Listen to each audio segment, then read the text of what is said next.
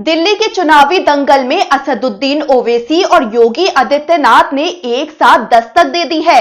दोनों ने एक ही दिन से चुनाव प्रचार का आगाज कर दिया है। योगी आदित्यनाथ खुलकर हिंदुत्व का एजेंडा सेट करते नजर आते हैं, तो असदुद्दीन ओवैसी मुस्लिमों से जुड़े हुए मुद्दों को उठाते हैं।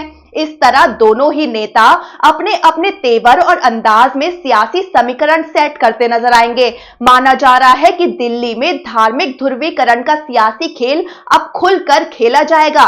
दिल्ली विधानसभा चुनाव प्रचार में आज से योगी आदित्यनाथ की कोशिश होगी कि वो दिल्ली के चुनाव में हिंदुत्व को धार देंगे, जबकि एआईएमआईएम प्रमुख असदुद्दीन ओवैसी मुस्लिम वोटरों के विश्वास जीतने की कोशिश करेंगे। प्रयागराज में लगे कुंभ में कैबिनेट बैठक और संगम में डुबकी लगाने के बाद योगी आदित्यनाथ मिशन दिल्ली की कमान संभालने जा रहे हैं। किराड़ी विधानसभा सीट से योगी दिल्ली में बीजेपी के लिए चुनाव प्रचार का आगाज कर रहे हैं। वहीं वक्फ से संबंधित जेपीसी की लखनऊ में बैठक में शिरकत करने के बाद असदुद्दीन ओवैसी ओखला क्षेत्र के शाहीन बाग सीट से दिल्ली चुनाव अभियान की शुरुआत कर रहे हैं, जहां पर वो अपने प्रत्याशी शिफा उर रहमान के पक्ष में पदयात्रा और जनसभा करेंगे। इस तरह से साफ है कि ओवैसी आक्रामक तरीके से चुनाव प्रचार कर मुसलमानों का दिल जीतने की कवायद करेंगे। अब आपको बताते हैं कि सीएम योगी और असदुद्दीन ओवैसी की दिल्ली चुनाव में रणनीति क्या होने वाली है।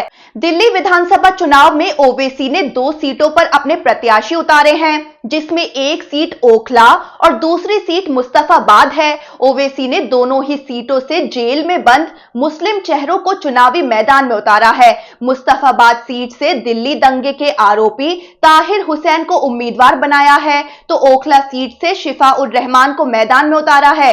ओवैसी ने भले ही 2 सीटों पर प्रत्याशी उतारे हों, ओवैसी चुनाव में दिल्ली दंगे के मुद्दे को उठाकर बीजेपी ही नहीं बल्कि कांग्रेस और आम आदमी पार्टी को भी कटघरे में खड़े करते नजर आएंगे। इस तरह ओवैसी की कोशिश मुस्लिम वोटों को अपने पक्ष में लाने की है। शिफा उर रहमान के पोस्टर में उन्हें जेल की सलाखों के पीछे दिखाया गया है और सीएए एनआरसी का जिक्र किया गया है। ऐसे में साफ है कि ओवैसी भी इस मुद्दे पर आक्रामक रुख अख्तियार करेंगे। उधर उत्तर प्रदेश के मुख्यमंत्री योगी आदित्यनाथ दिल्ली में कुल 14 जनसभाएं करेंगे। इसके लिए आज पहले दिन सीएम योगी की किराड़ी, जनकपुरी और करोल बाग विधानसभा क्षेत्र में जनसभा होगी। योगी पहली रैली किराड़ी क्षेत्र में करेंगे, उसके बाद करोल बाग और शाम को जनकपुरी विधानसभा क्षेत्र में संबोधित करेंगे।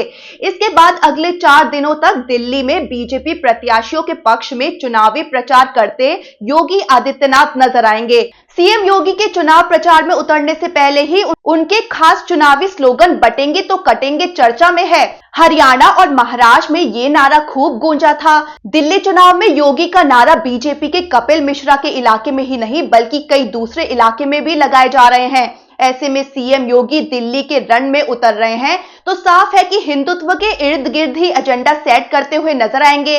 सीएम योगी किसी भी राज्य में भी चुनाव प्रचार के लिए सियासी पिच पर उतरते हैं तो जय श्री राम के उद्घोष के साथ शुरुआत करते हैं और हिंदुत्व के मुद्दे को धार देते नजर आते हैं। वो पाकिस्तान से लेकर आतंकवाद और राम मंदिर जैसे मुद्दों के जरिए बीजेपी के पक्ष में माहौल बनाने की कवायद करते हैं। ऐसे में सभी की निगाहें इस बात पर टिकी हुई हैं कि सीएम योगी दिल्ली चुनाव में किस मुद्दे पर सबसे ज्यादा आक्रामक नजर आएंगे। केजरीवाल के रामायण वाले बयान पर बीजेपी उन्हें घेरते हुए चुनावी हिंदू बता रही है। ऐसे में योगी भी इस मुद्दे पर केजरीवाल को कटघरे में खड़ा कर सकते हैं और यूपी के मॉडल का जिक्र कर सियासी एजेंडा सेट कर सकते हैं। इस तरह योगी की कोशिश हिंदू वोटों के ध्रुवीकरण करने की होगी।